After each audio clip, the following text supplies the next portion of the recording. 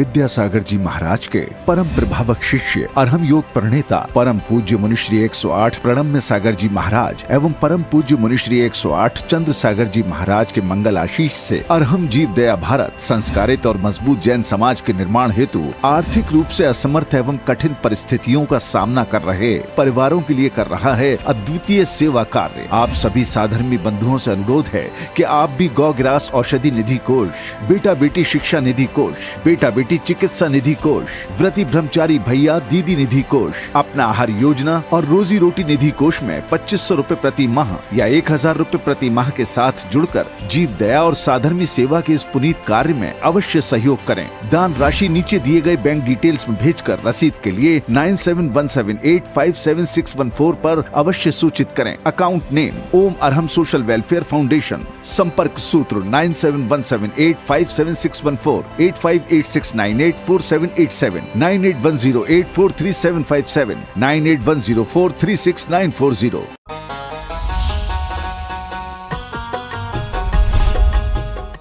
इस कार्यक्रम के पुण्यार्जक हैं प्रणम्य वाणी देवदूत। प्रणम्य गुरु की वाणी पहुँचे घर घर, सम्यक ज्ञान प्रभाव न होवे घर घर। सभी प्रणम्य वाणी देवदूत के पुण्य की बहुत बहुत अनुमोदना। मात्र 12,000 रूपए वार्षिक सहयोग राशि प्रदान कर प्रणम्य वाणी देवदूत बने। अधिक जानकारी के लिए संपर्क करें।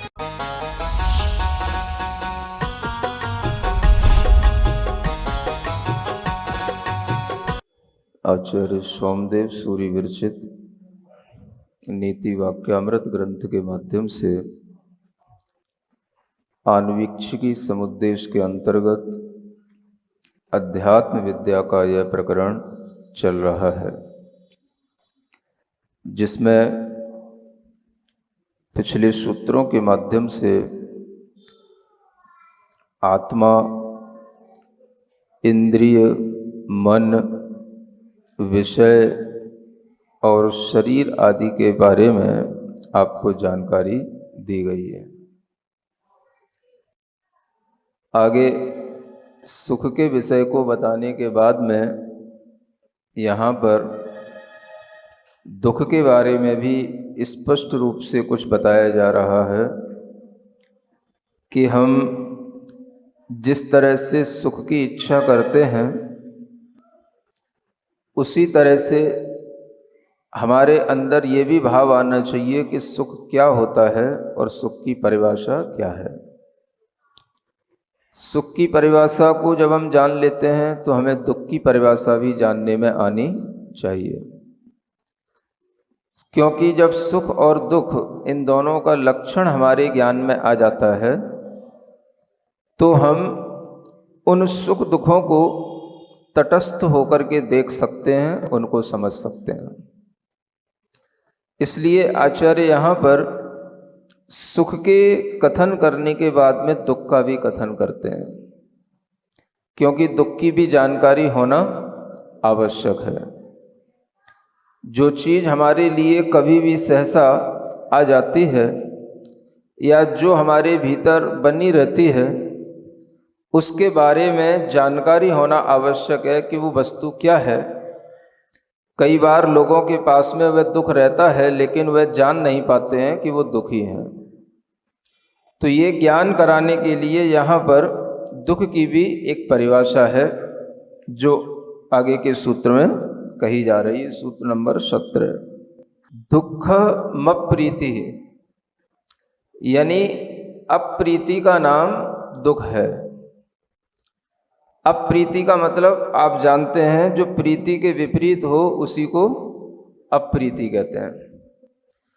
और जिस चीज़ से हमें प्रीति नहीं उत्पन्न होती है उसी चीज़ से हमें दुख उत्पन्न हो जाता है। यानी दुख की और कोई परिभाषा नहीं है। जिस वस्तु के देखने पर, सुनने पर, चखने पर, जानने पर, सूंघने पर हमारे लिए प्रीति उत्पन्न न हो, उसी का नाम दुख है। सुन रहे?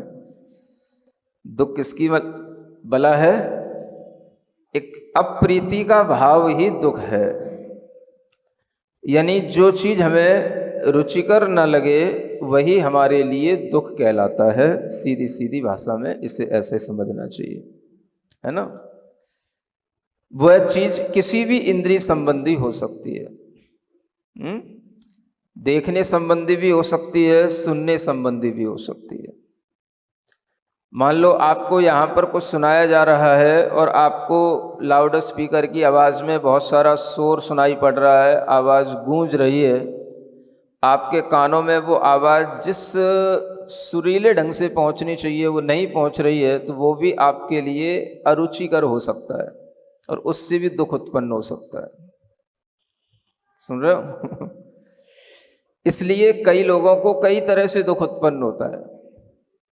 अगर सभा में बैठे हुए लोगों को, बहुत से ऐसे लोग होते हैं, उन्हें अगर आवाज़ अच्छी ना लगे तो वो उठ करके चले जाते हैं, है ना। वक्ता की मजबूरी होती है कि उसे बोलना पड़ता है, लेकिन श्रोता की कोई मजबूरी नहीं होती है, वो अपने आप अपनी इच्छा से उठ करके चला जाएगा, भाई आवाज़ बहुत गूंज रही थी, मैं जा रहा हूँ। तो ये श्रोता अपने आप में स्वतंत्र होता है और वह श्रोता हर चीज को अच्छा चाहता है, रुचिकर चाहता है। इसलिए व्यवस्थापकों को ध्यान रखना पड़ता है कि भाई श्रोताओं के लिए उचित व्यवस्था, रुचिकर व्यवस्था बनी रहेगी तो श्रोता आनंद से सुनेंगे, बैठेंगे। यह कोई भी तरह का इंद्रिय का विषय है, वह हमारे लिए दुख बन सकता है, बन जाता है। और दुख कोई भी नहीं चाहता, थोड़ी देर के लिए भी नहीं चाहता कोई। साधु तो सोच लेता है भाई चलो कोई बात नहीं, समता रखना है, सुख और दुख में समता रखना है, लेकिन साधु समता रखने लग जाता है तो उसकी समता से भी बहुत सारे काम बिगड़ने लग जाते हैं। ये एकांत नहीं कि साधु की समता से सब काम अच्छे ही हो जाते हैं। साधु की समता से भी कई बार ऐसे काम बिगड़ते देखे जाते हैं। महाराज आप कुछ कहते ही नहीं हो, किस तरीके की व्यवस्था है, किस तरीके की आवाजें आती रहती हैं, किस तरीके के लोग कहीं भी बीच में घुसपैठ करते रहते हैं, कोई व्यवस्था ही नहीं बनाता है, आप कुछ कहते ही नहीं हो। प्रवचन सुनने का भी एक सभा का वातावरण शांतमय होना चाहिए, डिस्टरबेंस नहीं होना चाहिए। ये भी जो है, अगर साधु नहीं भी कहता है तो भी अपने आप लोगों को समझ लेना चाहिए। और साधु कह देता है तो इसका मतलब ये नहीं है कि वो समता से विचलित हो गया, वो इसलिए कहता है कि एक की असुविधा से कई लोगों को असुविधा उत्पन्न हो जाती है। एक व्यक्ति अगर यहाँ पर सामने सामने दर्शन करने आ जाएगा तो पूरी सभा को डिस्टर्ब कर देगा, इसलिए कहना पड़ेगा भाई वहीं से दर्शन कर लो। तो लोग इसको ये ना समझे कि ये साधु को तो अपनी समता भाव में रहना चाहिए। बड़ी मुश्किल होती है आजकल। कुछ भी थोड़ा सा कहो तो भाई साधु के लिए तो सब कुछ सहन करना है, तो सहन तो करना होता है, लेकिन उस सहनता के साथ में ये भी देखना होता है कि किसी सभा के अंदर अनेक लोग अगर बैठे होते हैं तो उन सब के लिए भी वो चीज रुचिकर लगना चाहिए। सभा को तभी सुख की प्राप्ति होगी। तो सुख का फॉर्मूला क्या है? दुख नहीं होना। सुख का फॉर्मूला क्या है? दुख नहीं होना। और दुख का मतलब क्या है? जो चीज हमारे लिए अरुचिकर लगे वही दुख हो गया। यानी कोई भी चीज हमारे लिए अरुचिकर नहीं लगना, रुचिकर लगना, तो वो हमारे लिए सुख हो जाता है। तो सुख का कुल मिलाकर के डेफिनेशन क्या बन करके आती है? जो हमारे लिए रुचिकर लगे वो सुख है और जो हमारे के लिए रुचिकर न लगे वो दुख है। अब जब ये परिभाषा बन जाती है कि जो हमारे लिए रुचिकर नहीं है, तो इसके साथ में अनेक चीजें सामने आ जाती हैं। अब एक सभा में बहुत सारे लोग बैठे रहते हैं, एक घर में भी बहुत सारे लोग होते हैं, किसी को कुछ रुचता है, किसी को कुछ रुचता है। अब हर कोई व्यक्ति यूं कहेगा कि जो हमें रुचे उससे हमें सुख मिलेगा। तो हर व्यक्ति अपनी रुचि के अनुसार सुख देखना चाहता है। अब जब आपको अपनी रुचि के अनुसार सुख देखने की भावना आएगी तो कभी कभी जब आप बड़े हो जाएंगे तो आपको यह भी देखना पड़ेगा कि भाई हमारी भी रुचि देखना है और कभी कभी हमें दूसरों की भी रुचि देखना है। अगर हमें अपने लिए सुख चाहिए तो इसका मतलब ये नहीं है कि हम अपने लिए ही केवल सुख की इच्छा करें और उसके कारण से दूसरों को दुख मिले तो मिले। हम क्या कर सकते हैं? हमारी जो रुचि में था वो हम कर रहे थे, जो हमें अच्छा लग रहा है वो हम देख रहे हैं, जो हमें अच्छा लग रहा है वो हम खा रहे हैं। तुम्हारी तुम जानो। अगर ये व्यवस्था बनाने लग जाए हम, या घर में बनने लग जाए, या सबकी मेंटेलिटी इस तरीके से बनने लग जाए, तो बताओ सुख कितना महंगा हो जाएगा। सुन रहे हो? परिभाषा अपनी जगह पर ठीक है, और परिभाषा के अनुसार हमारे मन में व्यवस्था बनना भी ठीक है, लेकिन हमें अपने मन के लिए ये भी देखना पड़ेगा कि रुचिकर जो चीजें होती हैं वो रुचिकर कहाँ, किस प्रसंग में कौन सी चीज रुचिकर होना चाहिए, और वह रुचिकर केवल हमारे लिए होना चाहिए, सबके लिए होना चाहिए। समझ आ रहा है? मान लो कोई एक व्यक्ति है जिसे कहना चाहिए जो स्पीकर लगे रहते हैं, इनके पास बैठने से उसको अच्छा सुनाई देता है। नहीं समझ आ रहा है? फॉर एग्जाम्पल, अब उस व्यक्ति के लिए तो चलो वो रुचिकर लग गया। अब हर कोई ये कहे कि नहीं हम भी स्पीकर के ही पास बैठेंगे, हम भी स्पीकर के ही पास बैठेंगे, तो फिर सब स्पीकर के पास बैठेंगे, फिर यहां कोई नहीं बैठेगा। समझ आ रहा है? जो हमें रुचिकर लगता है उसके साथ साथ हमें व्यवस्था भी देखनी पड़ेगी कि वो रुचिकर की भी व्यवस्था सबके लिए हो, और उस व्यवस्था से सबके लिए लाभ मिले, तो वह चीज रुचिकर मानी जाती है और उसी से सुख की प्राप्ति होती है। घर में 4 लोग होते हैं, कभी कभी 10 लोग भी होते हैं कि नहीं? तुम्हारे यहां तो है ही है, सब घरों में 5-5, 10-10 लोग होते हैं कम से कम, है ना? यहाँ सेपरा की, आसपास की, एमपी की समाजों में अभी भी अच्छी बात है कि यहाँ घरों में लोग मिलते हैं। समझ आ रहा है? कहीं कहीं तो हमने ऐसा देखा है, घर तो बहुत बड़े बड़े बने रहते हैं, घरों में लोग नहीं दिखाई देते हैं। एक जगह गया था मैं, भिंड नहीं, कौन सी जगह है? भिंडर, माने वो राजस्थान में एक जगह है उदयपुर के पास में, और वहां पर घर हैं, लेकिन घरों में सब बूढ़े बूढ़े लोग रह गए, रिटायर्ड लोग रह गए, बाकी सब घर छोड़ करके आसपास के शहरों में अपने अपने व्यापार के निमित्त से चले गए। तो ऐसे भी जगह देखी जाती हैं जहां पर घरों में बच्चे नहीं दिखाई देते, घरों में बड़े से लोग नहीं दिखाई देते, बूढ़े बूढ़े लोग दिखाई देते हैं। समझ आ रहा है? ऐसी भी जगह होती हैं। लेकिन अभी भी कुछ जगहों पर, कुछ स्थानों पर, कुछ गांवों में आज भी लोगों के घरों में अभी भी परिवार रहते हैं, और उन परिवारों में 5-5, 10-10 सदस्य भी रहा करते हैं। जब 5-10 सदस्य होंगे, अब उस समय पर आप ये फॉर्मूला लगाओ, दुखम अप्रीति। मान लो ये बच्चे यहां बैठे हैं, अगर ये फॉर्मूला पढ़ करके जाएं और ये अपने फॉर्मूले को घर में जाकर के लगाएं, तो इनके लिए समस्या खड़ी हो जाएगी। इनने क्या सुन लिया? जिसमें हमें प्रीति उत्पन्न न हो वो हमारे लिए दुख है। यानी सीधी सीधी बात है, जिसमें हमें इंटरेस्ट नहीं आता है, जो चीज हमारे लिए इंटरेस्टेड नहीं लगती है, रुचिकर नहीं लगती है, वो हमारे लिए दुख है। अब हमें दुख नहीं चाहिए, हमें क्या चाहिए? सुख चाहिए। हमारे इंटरेस्ट की जो चीज होगी उसी से हमें सुख मिलेगा। सुन रहे हो? बच्चे गए आज घर पर, बोले क्या पढ़ करके आए? जिसमें अपने को इंटरेस्ट आए उससे अपने को सुख मिलता है। हैप्पीनेस अपने अंदर कैसे मिलेगी? इंटरेस्टेड चीज से मिलेगी। सुनो मम्मी, सुनो पापा है ना? क्या सुनो? अब हमें जो सब्जी अच्छी लगती है, जो हमें डिश अच्छी लगती है, हमें वही बना के दोगे तो हमें भीतर से सुख उत्पन्न होगा। ये फालतू की ये लौकी और तोरई से मुझे कोई सुख नहीं होता है समझ आ रहा है?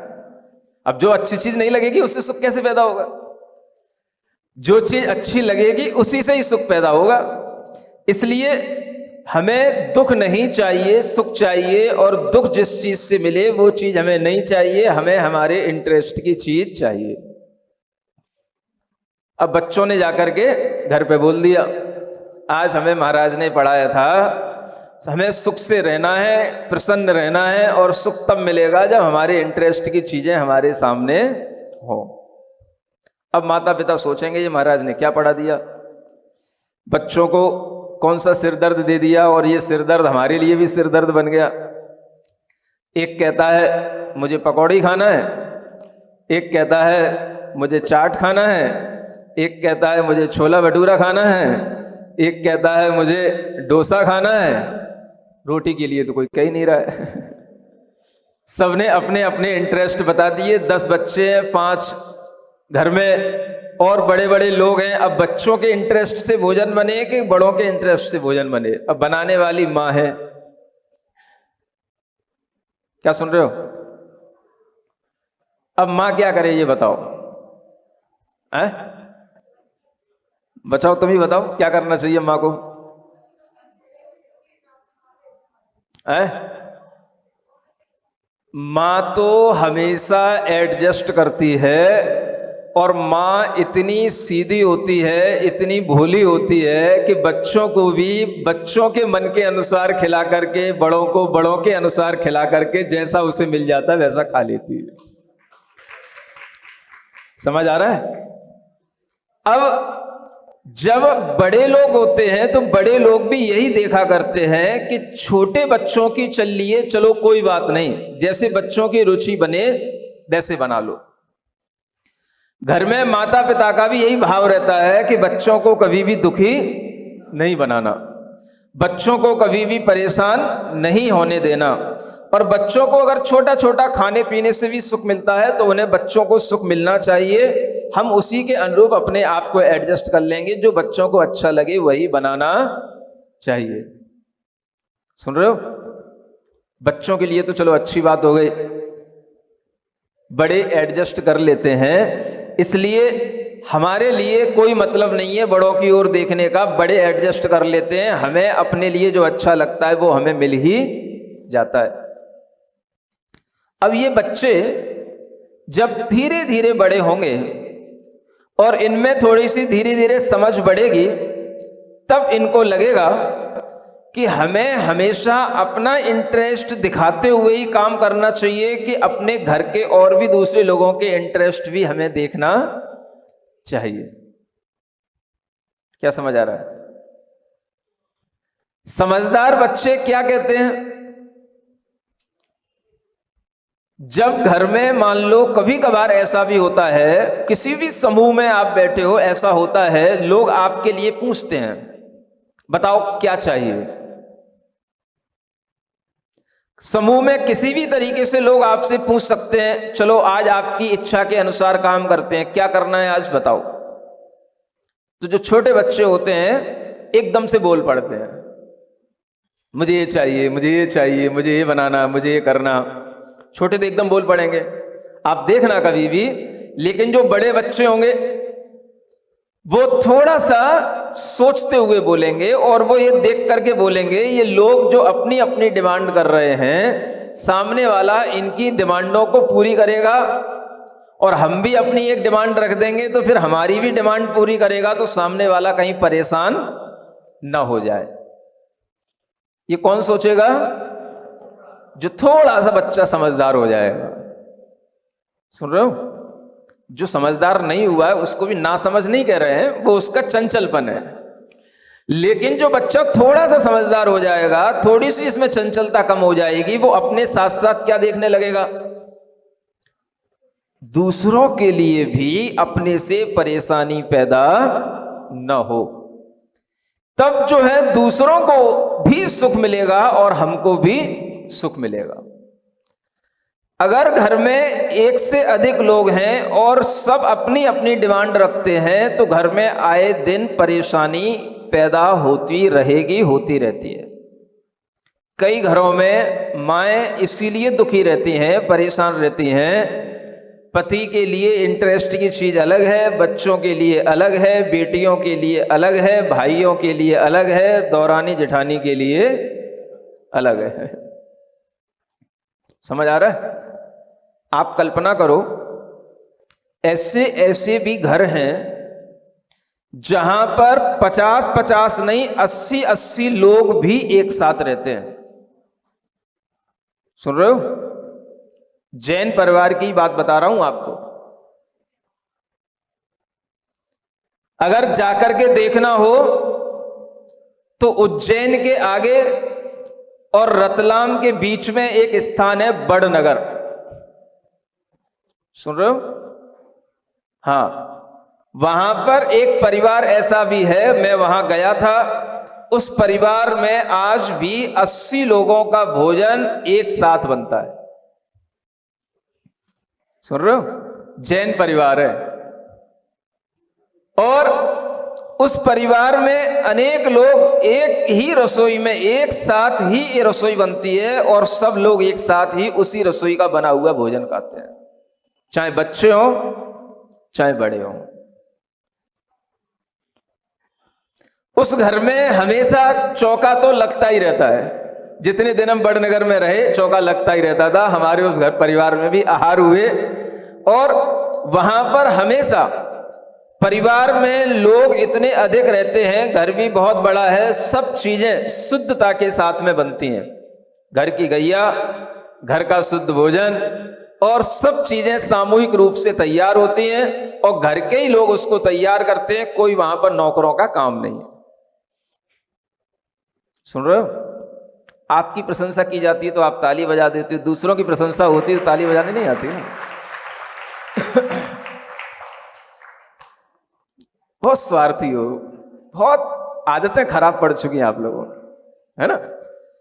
हमारे लिए जो प्रीतिकर हो, हमारी तारीफ करोगे तो हमें प्रीति उत्पन्न होगी तो ताली बजाएंगे। हमें अपने स्वार्थों से ऊपर उठ करके अच्छी चीजों को ध्यान में रखते हुए ये सोचना पड़ेगा कि हमारे लिए जो रुचिकर होता है वही हमारे लिए सुख देने वाला होता है, या हम इस परिभाषा से ऐसा भी सोचने की कोशिश करें कि भाई हमारे लिए कुछ नहीं है, सबके लिए रुचिकर होना चाहिए। तब आप समूह में रह पाएंगे, तब आप बड़े परिवार में एडजस्ट कर पाएंगे, तब आप बड़े घर में रह पाएंगे। बड़ा घर बनाने से बड़े नहीं हो पाओगे। बड़े घर में रहने का मतलब है जिसमें बहुत सारे लोग रहते हो, वो घर बड़ा है।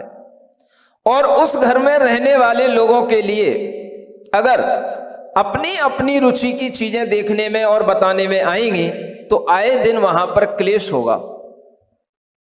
समझदार की बात, लोगों की बात क्या होगी? समझदारी की बात क्या होगी? समझदार बच्चे क्या बोलेंगे? अगर कभी पूछ भी लिया जाता है, बताओ बच्चों आज क्या खाना है, तो तुरंत बोल पड़ना आज ये खाना है। ये भी हो सकता है, लेकिन इससे भी ज्यादा समझदारी की बात क्या हो सकती है? बोलो। जो बनाना है बना लो। ये तो और गुस्से की बात हो गई। जो बनाना है बना लो। ऐसे भी बोलोगे तो भी मां समझेगी कि बच्ची गुस्सा है और जो बनाना है बना लो, जो होएगा सो देख लेंगे, जो खाएंगे सो खा लेंगे। ऐसा ये भी लैंग्वेज अच्छी नहीं है,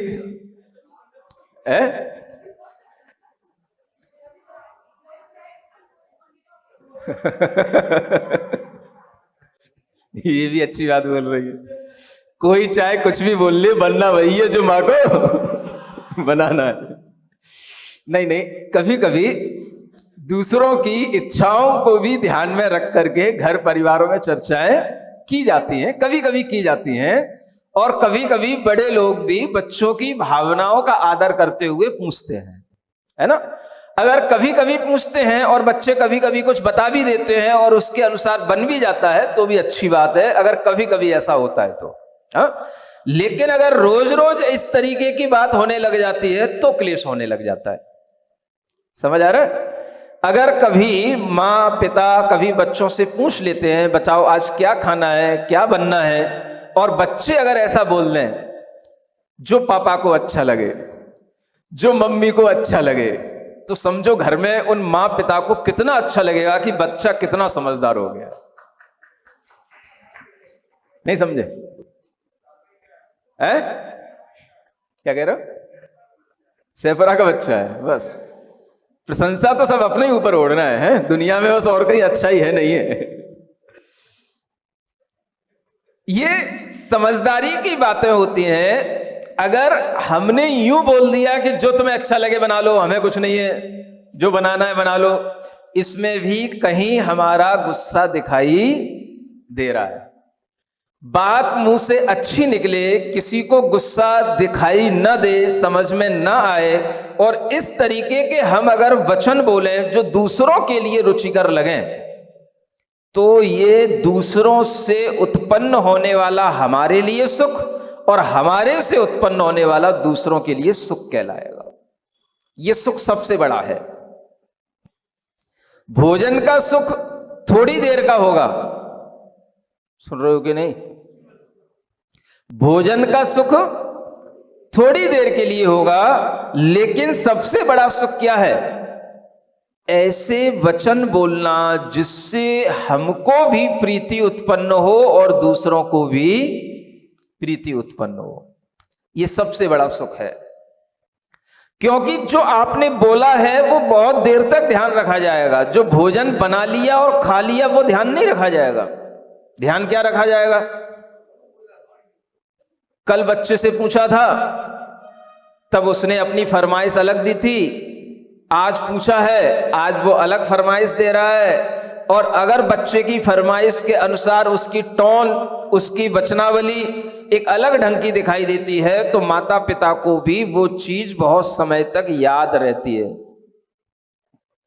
बच्चा किस टोन में बोल रहा है? प्रसन्नता से बोल रहा है, प्रीति के साथ बोल रहा है, या अप्रीति के साथ बोल रहा है? सुन रहे हो? अप्रीति के साथ भी वचन होते हैं। सबसे पहली चीज तो हमें यही ध्यान रखनी पड़ेगी, अगर हमने वचन अपने अंदर माता पिता की प्रीति के साथ नहीं बोले, परिवार की प्रीति के साथ नहीं बोले, तो उन वचनों से मिलने वाला जो कोई भी हमारी इच्छा पूर्ति है, हमारी उन वचनों से जो डिमांड की गई है, वो अगर पूरी हो भी जाएगी तो हमारे लिए सुख तो मिलेगा, हमारी डिमांड पूरी होने का, लेकिन वो सुख हमारे लिए बहुत देर तक नहीं रहेगा, और माता पिता के लिए भी, परिवार के लिए भी बहुत देर तक नहीं रहेगा। कितनी देर तक रहेगा आपका सुख? जब तक वो डिश आपको मिली, आपने खा ली, और खाने के बाद में जैसे ही वो आपके लिए वस्तु पूरी हो गई, आपका सुख गया। लेकिन जो आपने बात बोली, जो वचन बोले, वो आपको ध्यान रहेंगे और माता पिता को भी ध्यान रहेंगे। ध्यान से सुन रहे हो कि नहीं? यहां कहा गया है अप्रीति का नाम दुख है, लेकिन वो अप्रीति किसमें? अगर हम ये ध्यान रखें कि हमारे वचनों से किसी को भी अप्रीति उत्पन्न ना हो, वस्तुएं चाहे कैसी भी हो, विषय हमारे सामने कैसे भी हो, तो अपने आप हमारे अंदर भी सुख आएगा और दूसरों के अंदर भी सुख आएगा। जब आपसे पूछा जाए, बताओ आज क्या होना चाहिए, छोटे बड़ों के ऊपर डाल दें, नहीं, जो बड़ों को अच्छा लगे वही हमारे लिए अच्छा है। प्रीति के साथ बोलो, ऐसा नहीं जो तुम्हें अच्छा लगे कर लेना। नहीं समझ आया? जो बड़ों को अच्छा लगे वो हमारे लिए भी अच्छा है। और बड़े अगर छोटों से पूछते हैं तो बड़े भी ये ध्यान रखें कि जो छोटों को अच्छा लगे वही हमारे लिए अच्छा है। अगर परस्पर में इस तरीके की भावना बनी रहेगी तो भी सुख उत्पन्न होता रहेगा।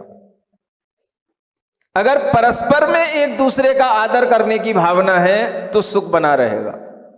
और जहां पर केवल हमारी बात मानी जाए, हमारी बात को ध्यान में रखा जाए, ये विचार आ जाएगा, ये भावना आ जाएगी, तो वहां पर भी दुख उत्पन्न हो जाएगा।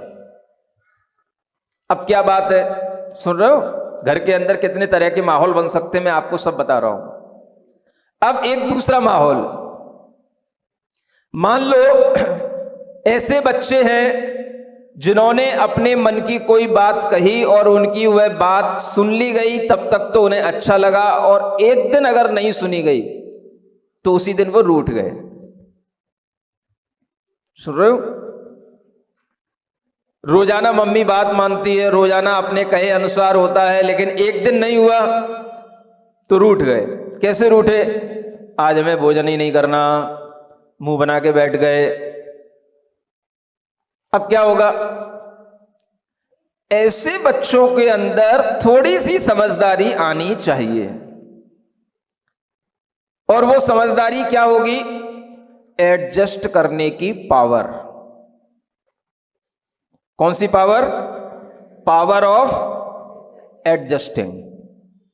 ये एडजस्टिंग एक इतनी बड़ी पावर है कि अगर ये हमारे नेचर में समाहित होने लग जाए और हमारा नेचर एडजस्टिंग का हो जाए, तो कभी भी कोई भी बच्चा नहीं रूठेगा, किसी भी परिवार में कभी भी कोई भी कलह नहीं होगा, कोई का मन मुटाव नहीं होगा।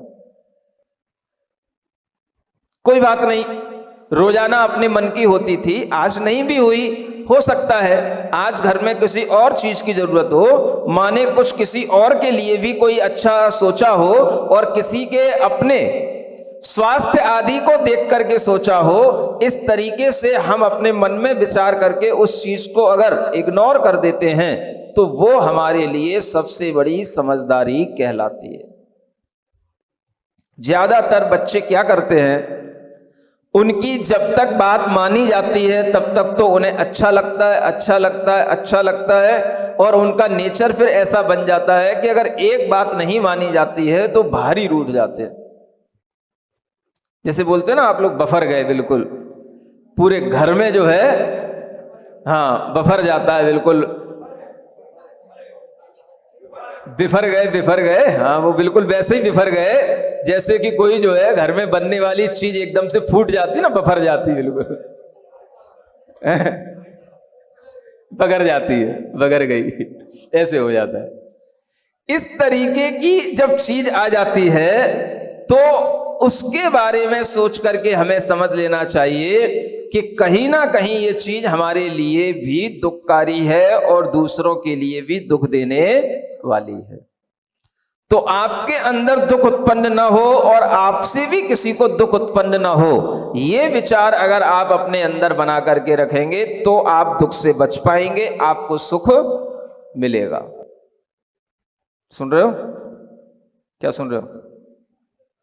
अपनी डिमांड हमेशा बताते रहना, अपनी बात हमेशा कहते रहना, कि कभी दूसरों की भी बात सुनना और दूसरों के भी मन की समझ करके अपने अंदर उससे एडजस्टमेंट करना। ये दोनों चीजें जब आने लग जाती हैं तब जाकर के बच्चा समझदार हुआ ये कहना पड़ता है। नहीं तो क्या होता है,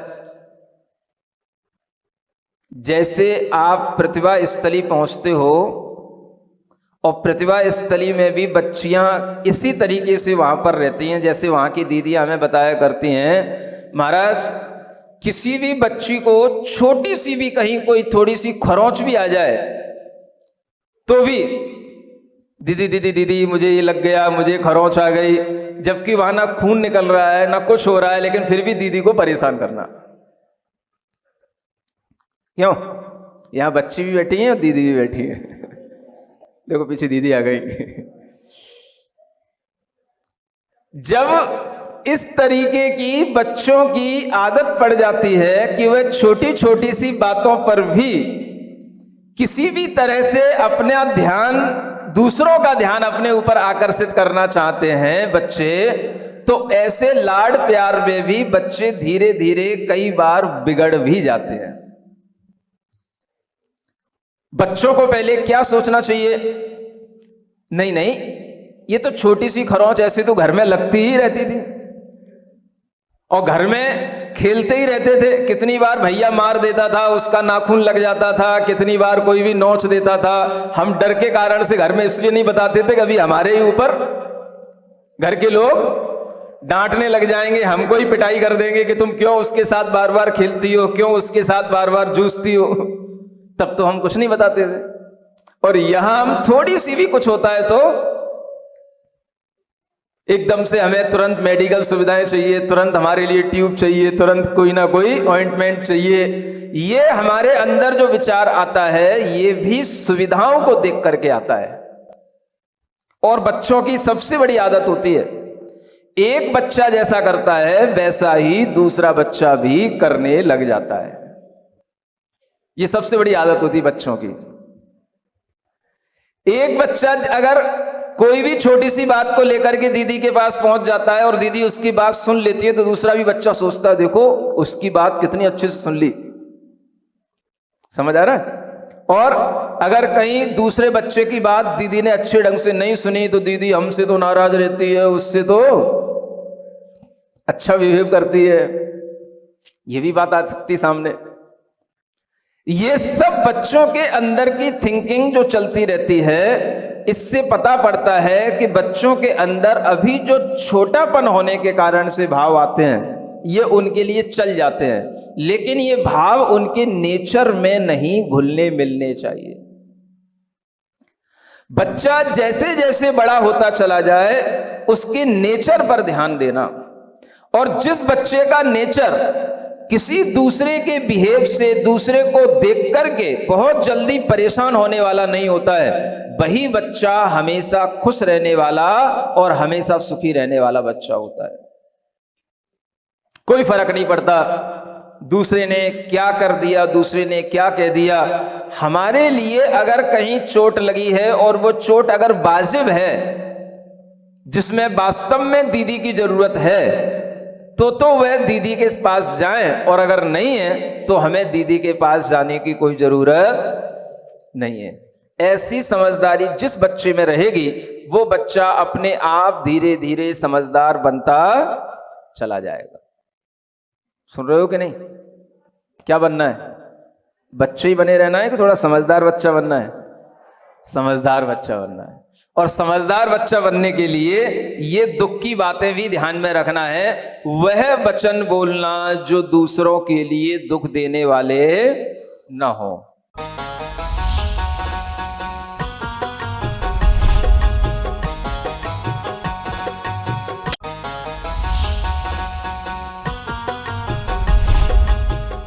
इस कार्यक्रम के पुण्यार जग थे प्रणम्य वाणी देवदूत। प्रणम्य गुरु की वाणी पहुंचे घर घर, सम्यक ज्ञान प्रभावना होवे घर घर। सभी प्रणम्य वाणी देवदूत के पुण्य की बहुत बहुत अनुमोदना। मात्र 12,000 रुपए वार्षिक सहयोग राशि प्रदान कर प्रणम्य वाणी देवदूत बने। अधिक जानकारी के लिए संपर्क करें। परम पूज्य संत शिरोमणि आचार्य श्री 108 विद्यासागर जी महाराज के परम प्रभावक शिष्य अरहम योग प्रणेता परम पूज्य मुनिश्री 108 प्रणम्य सागर जी महाराज एवं परम पूज्य मुनिश्री 108 चंद्र सागर जी महाराज के मंगल आशीष से अरहम जीव दया भारत संस्कारित और मजबूत जैन समाज के निर्माण हेतु आर्थिक रूप से असमर्थ एवं कठिन परिस्थितियों का सामना कर रहे परिवारों के लिए कर रहा है अद्वितीय सेवा कार्य। आप सभी साधर्मी बंधुओं से अनुरोध है कि आप भी गौ ग्रास औषधि निधि कोष, बेटा बेटी शिक्षा निधि कोष, बेटा बेटी चिकित्सा निधि कोष, व्रती ब्रह्मचारी भैया दीदी निधि कोष, अपना आहार योजना और रोजी रोटी निधि कोष में 2500 रुपए प्रति माह या 1000 रुपए प्रति माह के साथ जुड़कर